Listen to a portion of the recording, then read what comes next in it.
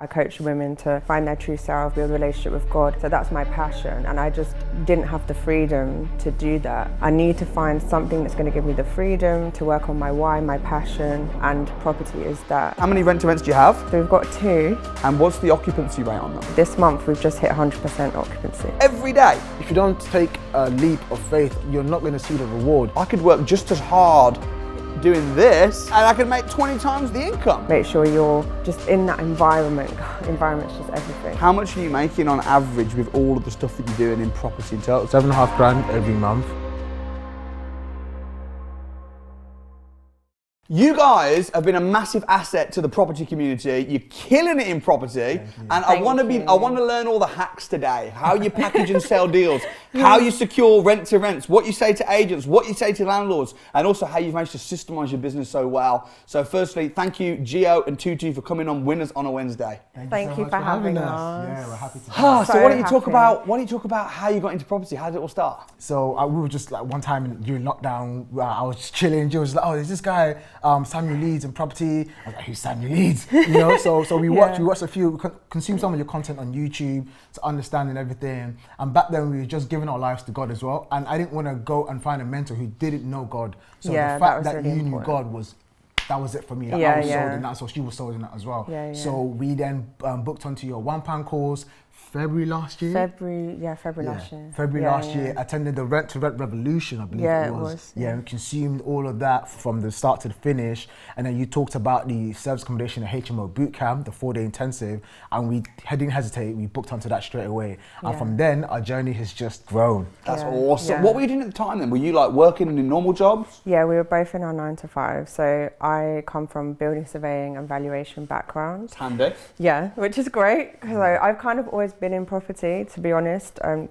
My dad is a painter decorator by trade, so I've kind of always grew up around property and I've always been really interested in it. So yeah, for me it was like I knew that we were going to be in property and I just knew that it was going to happen. So coming across to you at the time we did was like And perfect. there's a big difference, isn't there, between being like a property professional and a property entrepreneur. Yeah. So like my wife, for instance, she's a QS, so she's got all that knowledge and she went to uni, but then when we met, she was like, actually, I could work just as hard doing this and I could make 20 times the income. Yeah. What were you doing, Tutu? What was your job? So I have a background in marketing and consulting, so business consulting, financial consulting, and technology consulting. So that's what I was doing. As a consultant, you're basically naturally a problem solver. You're taking somebody's problem, a client's problem, and becoming the solution provider for them, and that's what they pay you for. So that's the background and that's the strength that I brought into our business, you know, and that's what we've been doing since running the business. Every problem we face is always what's the solution behind it, not just seeing it as a problem or seeing it as an obstacle. What was it about property though? What was the why? What was the strongest reason that made you go, right, we're going to do this? The first one, 100% was leaving the 9 to 5, leaving the rat race. You didn't like it much? No, like I just needed the freedom. Like I just was craving that freedom to just do what I want to do in life, like have the freedom to travel, but not just that, but also like I'm a life coach as well. Like I coach women to find themselves, like find their true self, connect with God, build a relationship with God. So that's my passion, and I just didn't have the freedom to do that, you know, alongside working. So I was thinking, I need to find something that's going to give me the freedom to work on my why, my passion, and property is that. And obviously now that we're full time, like it's brilliant because we have that freedom now to do what we love and just working towards like completely systemizing. So it's amazing. My why is not too far from hers, you know. So a few years ago in 2019 when I went to Nigeria, we were home visiting grandparents as well, and there was this little girl that was coming around to the house. And one day I just asked my mum and dad, I was like, who's this girl? Who's the mum? Who's the dad to this little girl? And mum told he's my cousin. So I spoke to my cousin. I said to her, oh, where's the father? How are you guys? You guys okay? And she was just telling me the story. And basically, when she was about 8 months pregnant with her daughter, her husband passed away. And that really touched my heart because this little girl, she was 3 at the time, she's just never going to know a father figure. And her mother was struggling to make ends meet. And in Africa, you have to pay school fees from nursery up to university. So before I left Nigeria, I said to her, you know what? Quit your job. This was, I was still working full time at the time. Quit your job. I will cover expenses, school fees, however much you were paying for you were being paid for work, your house rent, all of it. And since January 2020, I've been the sole provider to that little girl. I just basically adopted her like my own little daughter, and I've just been providing for her ever since. And that was my biggest one. And I'll say to myself, if I could do that with a small salary from a 9 to 5, once I've become financially free and I've got more money, I want to do that to more children in Nigeria, more children in Africa, kids who don't have mum and dads, and parents who just lost, who are widows or widowers. So that was my biggest drive to wanting to become financially free as well. And similar to what Gio was saying, with work, I wasn't waking up feeling purposeful with that job. You know, I was working for somebody else and they were filling their pockets and doing overtime and not getting that paid. Now, I wake up different. I'm up an hour before my alarm goes off because I'm pouring so much into people now. It's brilliant. It's brilliant. You're doing what you love doing and you're doing what you're born to do. And also being able to make a difference, having time freedom, being able to help people. Exactly. That's awesome. So talk me through your first deal. So you joined the academy about how long ago? 6 months? Almost a year ago. Almost a year ago. Already. I remember though, when you first joined the academy, if I remember, I might misremember this, you were struggling at first to get a deal over the line, and it was taking ages, and you were like, I need to leave my job like yesterday. So what took so long? What was the biggest struggle at the beginning and what changed? So it was a fact. So I think we were doubting ourselves a lot as well. We weren't being consistent in the first 2-3 months when we joined the academy. We wouldn't attend the Monday calls every Monday. We had this excuse that we had to do a lot more things in the evening on a Monday to not attend. And then one day we just joined. We heard Sadie talk about getting her third one at the time, and we're like, what are we doing? Like, hold on a second. We're not married yet. We don't have any kids yet. We just have a 9 to 5. But Sadie's got all those things, and she's already got her third. So like we're doing something wrong. And that just lit a fire into us. We were every Monday since then. We were just saying, whatever it is we have to do, let's just concentrate on that 2 hours on a Monday evening. We're attending those calls. We've never had an academy member ever go on all of the calls throughout their membership and not be financially free.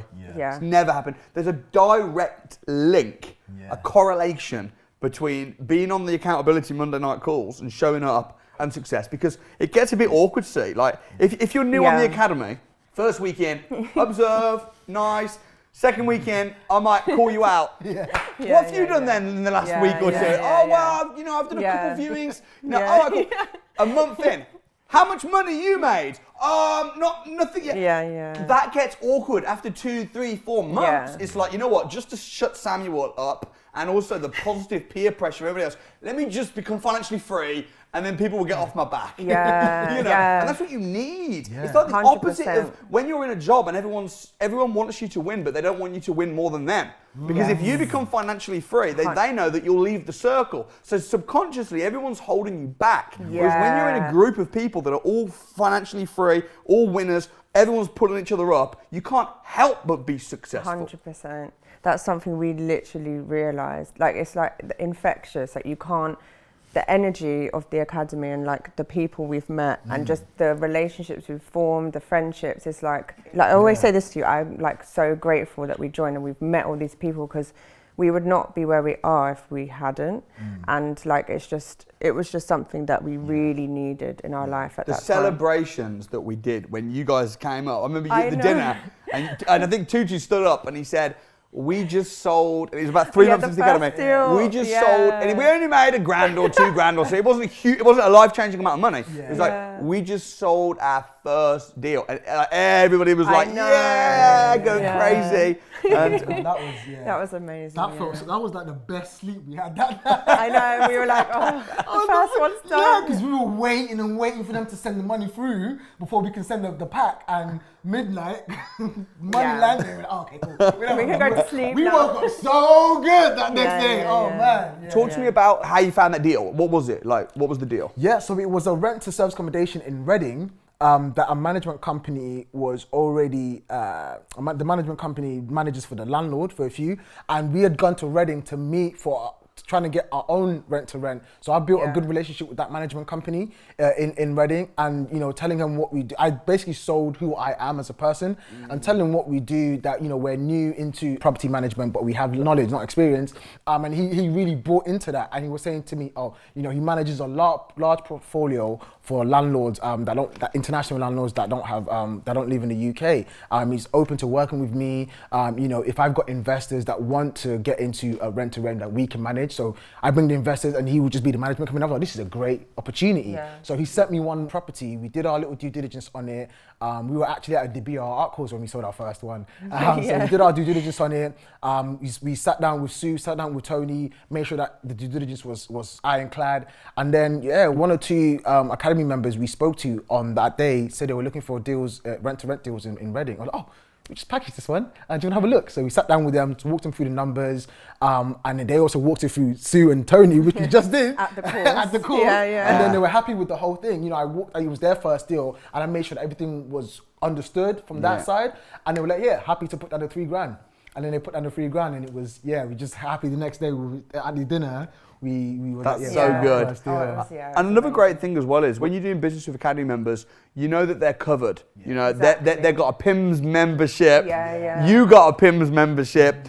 It means that there's a sort of a bit of accountability, a trust there, because you can't just there's some people that are deal selling and they're just selling junk. They'll just sell anything, and then the investor might be like, hang on, what the heck is this? Meanwhile, that person's disappeared, closed their business down. It happens, and you've got to know how to do your due diligence on the people you're doing business with. Not just people that you're buying deals from, but also people that you're selling deals to. You've got to qualify them. You can't just sell deals to some random person. You've got to qualify them. You've got to have contracts in place. So now you've been selling on average, at least a deal a month. That is average, which has replaced your salary alone. Basically. And you've also got rent to rents. How many rent to rents do you have? So we've got two. So we've got one in Windsor, one in Milton Keynes, and we're on the way to getting our third now. It's just going through referencing and everything with agents. Are they rent to HMO or rent to service accommodation? Service accommodation. And what's the occupancy rate on them? We're doing really well. Yeah. So that's the thing people fear. Sorry, but that's the thing people really fear. Getting a rent to rent, putting it on booking.com, getting a channel manager, Airbnb, and the bookings aren't coming. So I'd be really interested what percentage you're full. Milton Keynes, so this month we've just hit 100% occupancy. Wow. Yeah. Every day? Every single day. Who booking it? It was a couple. They stayed the first. So one thing we've understood from service accommodation, if a guest books 10 nights or more, there's a 90% chance they're going to extend. Because they're there. Because if you think, this couple are relocators, so if you think, if it's people wanting to stay in a service accommodation while they're looking for somewhere to live, they're probably going to want to extend it. If it's not for the whole month, at least for another week or so. We've now got the strategy of telling them you can extend and you can book through our website, direct booking, and get 10% off. And so that's what they do. And so that's why we've been able to achieve 100% occupancy. I was going to say, it sounds high. Another thing, when people think about serviced accommodation, they just think tourists. But tourists is a very small percentage of guests. 100%. Especially in a place like Milton Keynes. And I remember there was a lady who was just brand new to the academy, lived in Milton Keynes, and she was saying to me, obviously it won't work in Milton Keynes. And I said, what do you mean? Obviously it won't. I said, we got loads of people doing it in Milton Keynes. And she was and she was like, but who's going to want to come to Milton Keynes on holiday? And I was like, if you're thinking of it like that, Miami, Milton Keynes. If you're thinking of it like that, but if you've got contractors, professionals, relocators, actually there's a huge market for it. I always say to a lot of the first-time investors or people taking on a rent-to-service accommodation, 50% of it is how you market your property. 100%. Because I've come from a marketing background, so pull out the unique selling point of that property. Has it got a balcony? What about the futures make it comfortable to live in? Because a lot of people get in their minds that they assume that they're guests. You're not your own guest.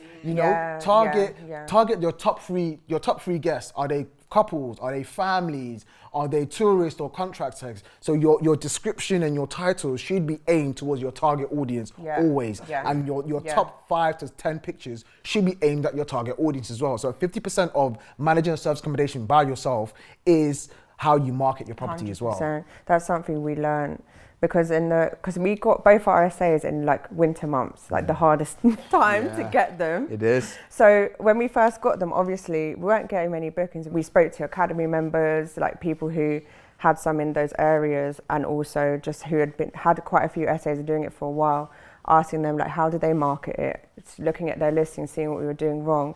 That's when we realised we weren't marketing it right. And so that's when we made the changes, took better pictures, like you said, targeted the audiences that we wanted to target. Our Windsor one is like 6 minutes from Legoland, so obviously we're targeting families and contractors because it's near Slough Business Park.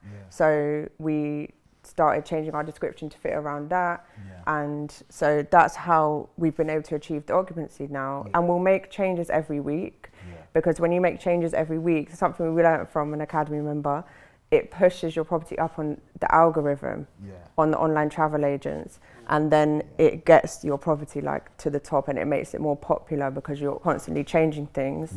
And we also have a target as well that we aim for. We aim for 70% occupancy rate every month. Anything beyond that is a great bonus for us, because we're going to be making more than we expected. So we always aim for a target of, if our research has said 70% is the average, we aim for that every month, and everything on top of that is just an extra bonus for us. I think the best time to get serviced accommodation properties is January and February. And I'll tell you why I think January and February is the best. Because if you can make profit in February, right, then you're going to kill it the rest of the year. And I'd be worried if someone said to me, I've just got a property in August, or I've just got a property in July and I made 450 quid. I'm like, uh-oh. Because if you can only make 450 quid in July and August and September, then you might end up losing money. So you've got to really think about this as, rather than a monthly thing, this is an annual thing. What sort of profits are you making then on your 2 rent-to-rents? Generally? So Milton Keynes is making on average about £500 a month profit. Windsor is a bit of a slower burner, because there's more expenses in it. We've been able to cover like rent bills, which is great. We haven't had to use our own money or anything, so that's obviously a bonus for us. But we haven't seen like a full profit from it yet. But we're confident though that in April, because we're seeing more and more of a decrease in expenses, because we're getting more bookings and higher nightly rates. So in April, we're very confident that we'll make a good profit from it. So it's been a bit slower, but we know it's getting there. How much are you making on average with all of the stuff that you're doing in property in total? Because you quit your jobs now. So what sort of income are you making? It's about seven and a half grand every month. And that's for everything?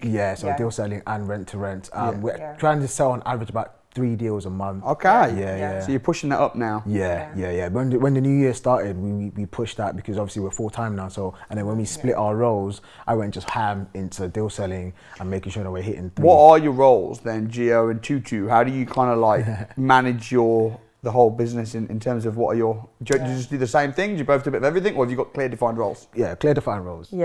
So for me, I manage our service accommodations. So like I will make sure everything is fine. The guests are fine. Guests are checking in and out okay. Cleaners are on job, like doing what they're meant to do.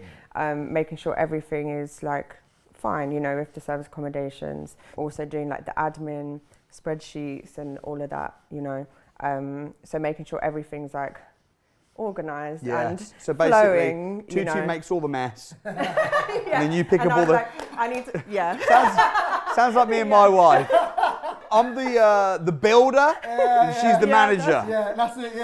So I make sure everything's like behind the scenes, everything's fine, and I'm constantly talking to investors, speaking with other deal sources as well, seeing what deals are up there, qualifying bespoke investors as well, and then going and finding their deals for them as well. So my side of the business is more the deal selling side. We do have business meetings at the end of every day to make sure that, you know, we keep each other accountable, and we at the end of the week we then look at, okay, cool, what's left that we have that isn't priority, that isn't done, and then we do all the admin together as well. What would you say have been your mistakes then in business?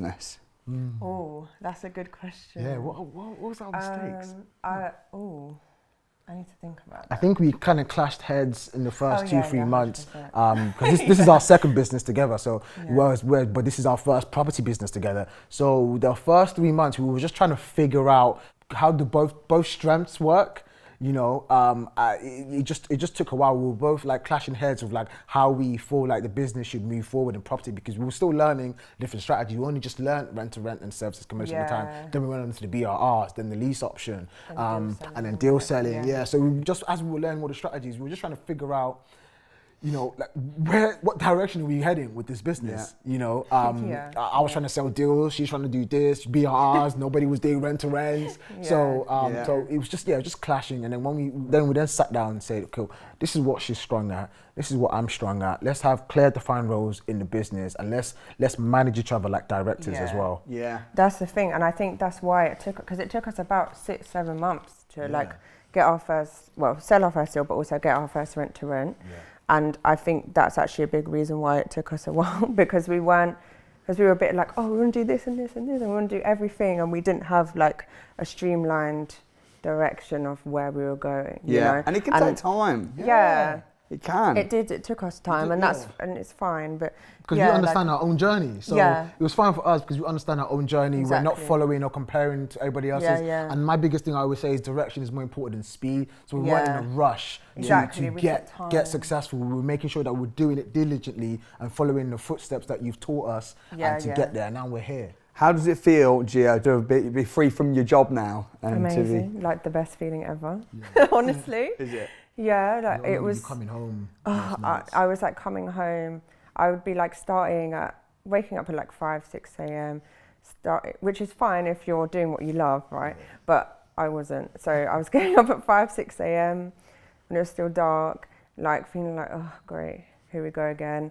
And then coming home at like 8 p.m, working till 10 p.m. to finish like what I had to do for the day. I'd be like breaking down and crying to him like, I can't do this anymore. Like it was a lot of stress on me, and I was like, I'm done. Like I'm just ready to just walk away. And I was saying to God, like please, I need to get out of this job. And then it happened like a month after I prayed to him. That's great. And so I was like, oh, it's just amazing. Like, yeah. How did you justify the decision to invest into the academy? Because that's a big investment. I know. Yeah. Man, you had to convince me. Yeah. You had to convince me because we had, and I was saying this I think I told a few people this as well. Our first 2 years in together, we'd saved up enough money to put a deposit down in a house. Yeah. Oh, yeah. All that work for all those years. Yeah. In our savings. In our savings. And after the SA and HMO boot camp, when we first heard about the academy, we were like, yeah, we're gonna, she said, yeah, we're gonna do it. Yeah, and the African in me was just like, no, I refuse to take half my savings. Nah, you must be bluffing. But she made me realize that no, it's not money, it's an investment into like the knowledge you're going to acquire ourselves, the mentoring you're gonna get. And so I bought into that and I believed in her and I trusted that. So took my half as well, put it into the academy, and we just did it without looking back. Yeah. Wow. Big commitment. Worth it? 100%. Absolutely. Oh, yes. It's completely propelled us. Like, I mean, for us to be here is mad. Like, I was saying to you, like, we're actually doing this. Like it's crazy. Just having tea one night and then that's when your text come through. We were like, what? Yeah. Well, you've been making moves, man. I know. And, you know, $7,000 a month is serious. Yeah, It's serious profit to be making. And, you know, you've both quit your jobs, gone full time, and massive asset to the community as well. Thank you. Did a lot of business with people. What were your final words of wisdom for people that are maybe just getting started into property or wanting to get into property? What would be your best piece of advice? For me, I would say work on your mindset first. I've realised it's the most important thing. Like for me, when I started, I suffered a lot of anxiety. It was a big thing for me, and I realised like for me to succeed in this, I have to push through anxiety, fear of judgment, fear of rejection, like all of that. I had to push through that. I just had to do it, and thankfully I had you who was so supportive through it, pushing me and being alongside me. But I would say, first of all, like make sure your mind is in the right place. Like make sure you're able to, first of all, be vulnerable with people around you. Surround yourself with people that are gonna push you, that know maybe where your mind sometimes goes and can pull you back, you know. And that's what I would say is like the biggest thing is the mindset, and also, like I said, community, surrounding yourself with people, because I understand, I'm grateful that we've got each other, and I understand people that are doing on their own that it can be hard. So if you're on your own and you're not around family and friends that kind of have the same drive and mindset as you, like make sure you're surrounding yourself with people that do, make sure you're just in that environment. Environment's just everything. Oh, so big time. Yeah. Environment is such everything. And for me, it's my biggest saying now, which I've adopted, is direction is so much more important than speed. Yeah. If you're just starting out and you don't have the knowledge, get some knowledge, you know. You went to university for 3 or 4 years or whatever it is, and you got a degree, and now you're paying it off on tax. Just because you didn't physically put that money in doesn't mean you're not paying for it somehow, you know. Yeah. So invest in learning how to do property correctly, and just reach out to put yourself out there. If you don't take a leap of faith or take a risk, you're not going to see the reward. But there's risk in everything, you know. So you just got to just jump in and do it, and believe in yourself, like Giovanna is saying, and see every no as one step closer to a yes. 100%. You know, everybody that ever had a job has gone through a no, but that didn't stop you from getting the job eventually. You had to ride through that no. So we went through 300 no's before we got our first one in our rental service accommodation. So we've been through it, you know. So when people reach out to us saying, "Oh man, I feel downhearted after 2," I'm like, you need to keep going. After 2? You need to keep, 288 to go, boy. 288 to go. You have to keep going.